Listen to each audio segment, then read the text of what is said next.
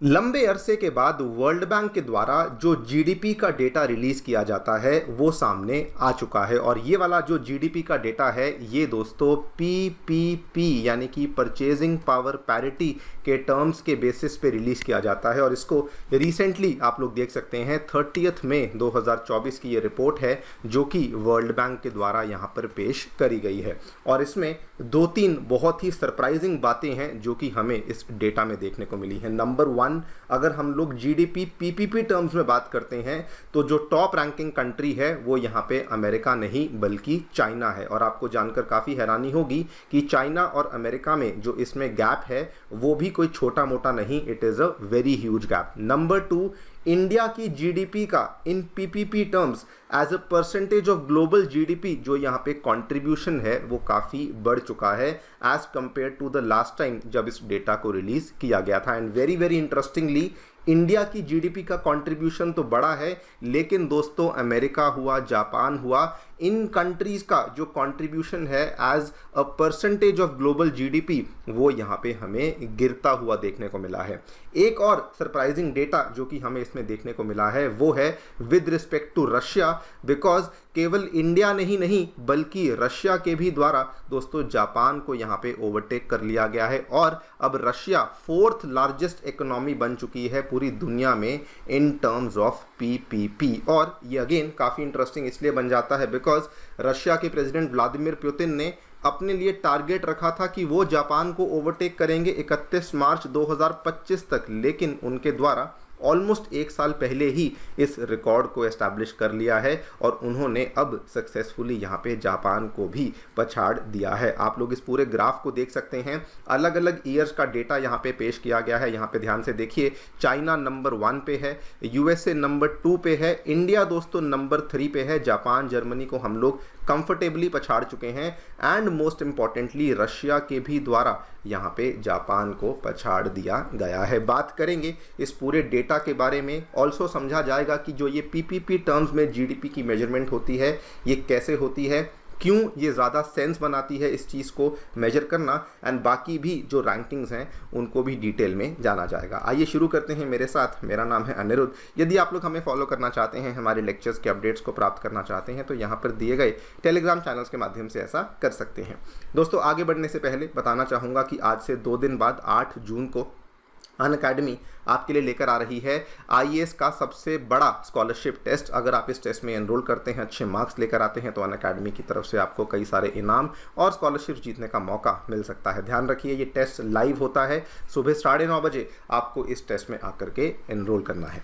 All right, सो सबसे पहले आपको बता दूं कि ये जो डेटा जो कि वर्ल्ड बैंक के द्वारा रिलीज़ किया जाता है असल में वर्ल्ड बैंक का एक प्रोग्राम है। इस प्रोग्राम का नाम है इंटरनेशनल कंपैरिजन प्रोग्राम, जो कि दुनिया का लार्जेस्ट और सबसे ज़्यादा कॉम्प्रिहेंसिव स्टैटिस्टिकल इनिशिएटिव्स है जो कि पूरी दुनिया की अलग अलग अर्थव्यवस्थाओं को मेजर करता है, उनको अलग अलग पैरामीटर्स के बेसिस पे उनका आकलन किया जाता है। ये वाला जो प्रोग्राम है इसको वर्ल्ड बैंक के द्वारा मैनेज किया जाता है और इसको यूनाइटेड नेशन स्टैटिस्टिकल कमीशन के अंतर्गत ही इस प्रोग्राम को लॉन्च किया गया था। ये वाला जो प्रोग्राम है जिसको हम आईसीपी बोलते हैं ये अपने 56th ईयर में आ चुका है and once again it is one of the most extensive and comprehensive statistical initiatives in the entire world. And इनके डेटा के अनुसार इन्होंने यहाँ पर बताया है कि दुनिया में जो टॉप 3 इकोनॉमीज़ हैं जो कि ओवरऑल ग्लोबल जीडीपी में सबसे ज़्यादा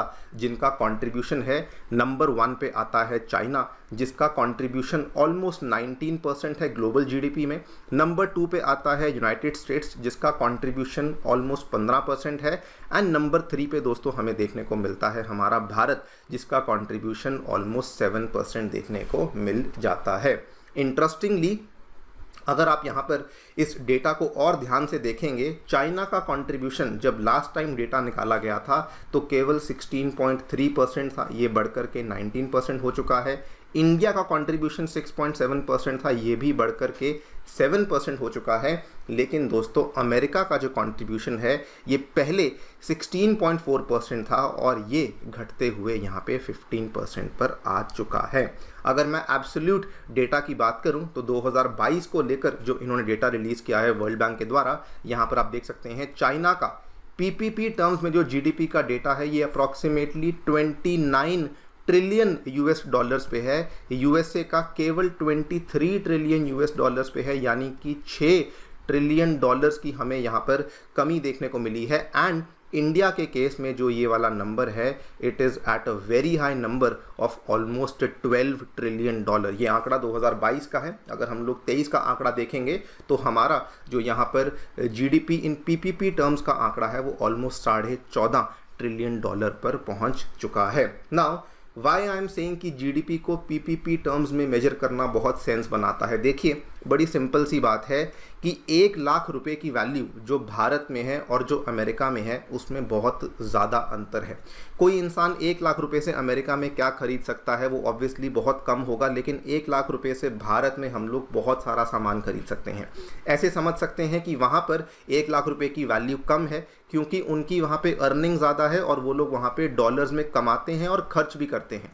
लेकिन दोस्तों, इंडिया की जो करेंसी है, इवन दो हमारी करेंसी डॉलर की तुलना में कमज़ोर है, लेकिन इसका मतलब ये नहीं कि हम लोग 1 लाख रुपए में उतना ही सामान खरीद पाएंगे, बल्कि जितना सामान अमेरिकन 1 लाख रुपए में खरीद पाते हैं, इंडियंस को उतना सामान खरीदने में मुश्किल से 30-35 हज़ार रुपये का ही खर्चा आता है। इसका आप लोग उदाहरण भी समझ सकते हैं। मान लीजिए कोई मैकडॉनल्ड्स का बर्गर ही है तो वो इंडिया में उसकी कॉस्ट बहुत कम है एज़ कम्पेयर टू उसी बर्गर की कॉस्ट जो कि अमेरिका में है, वो ऑलमोस्ट आपको 2 गुना से भी ज़्यादा देखने को मिलती है।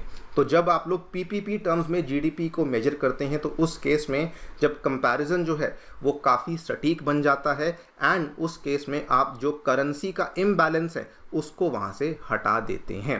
फर्दर बात करें तो इस डेटा में ये भी हमें देखने को मिला कि रशिया के द्वारा भी सबको चौंकाया गया है। रशिया ने, जिन्होंने टारगेट किया था कि वो जापान को 2025 तक पछाड़ेंगे पीपीपी टर्म्स में, लेकिन रशिया ऑलरेडी जापान को यहाँ पे पछाड़ चुकी है। और बल्कि वर्ल्ड बैंक तो यहाँ पर ये भी बोलता है कि रशिया की तो ऑलमोस्ट 39% इकोनॉमी ऐसी है जो कि शैडो इकोनॉमी है, यानी कि जिसको हमने अकाउंट नहीं किया है। वहीं पे जापान की इकोनॉमी केवल 10% ही है जो कि शैडो इकोनॉमी है। तो अगर हम लोग उसको भी अकाउंट करने लग जाएं तो उस केस में तो रशिया की जो इकोनॉमी है वो जापान से कई ज़्यादा आगे बढ़ चुकी है। लेकिन ओवरऑल इस पूरे डेटा के 2 बड़ी इंटरेस्टिंग चीज़ें मुझे देखने को मिली कि ये जो नंबर्स हैं डेवलपिंग कंट्रीज़ के लिए बहुत ही बढ़िया नंबर्स हैं।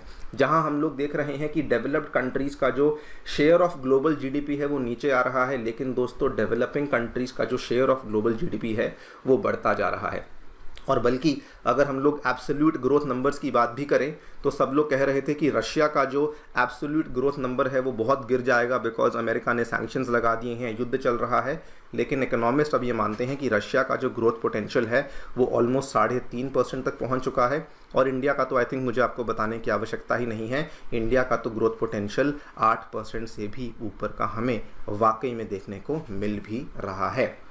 एक और रिपोर्ट थी जो कि काफ़ी हद तक सिमिलर चीज़ की ही बात करती थी, आज से 2-3 महीने पहले सामने आई थी, और उस रिपोर्ट ने भी जीडीपी इन पीपीपी टर्म्स को मेजर किया था। उन्होंने भी एक इंटरेस्टिंग डेटा बताया था। उन्होंने बताया कि इंडियन इकोनॉमी अगर हम लोग उसको पीपीपी टर्म्स में देखते हैं तो यूके, जापान, जर्मनी तीनों को ही कंफर्टेबली बहुत बड़े मार्जिन से पछाड़ चुकी है। इनफैक्ट यूके की तुलना में इंडियन इकोनॉमी ऑलमोस्ट 3.6 टाइम्स बड़ी है, जापान की तुलना में 2.1 टाइम्स बड़ी है और जर्मनी की तुलना में 2.5 टाइम्स हमें बड़ी इकोनॉमी देखने को मिल जाती है। तो वंस अगेन अगर हम लोग पीपीपी टर्म्स में बात करते हैं तो दोस्तों इंडियन इकोनॉमी हमें पूरी दुनिया भर में नंबर 3 पे देखने को मिलती है।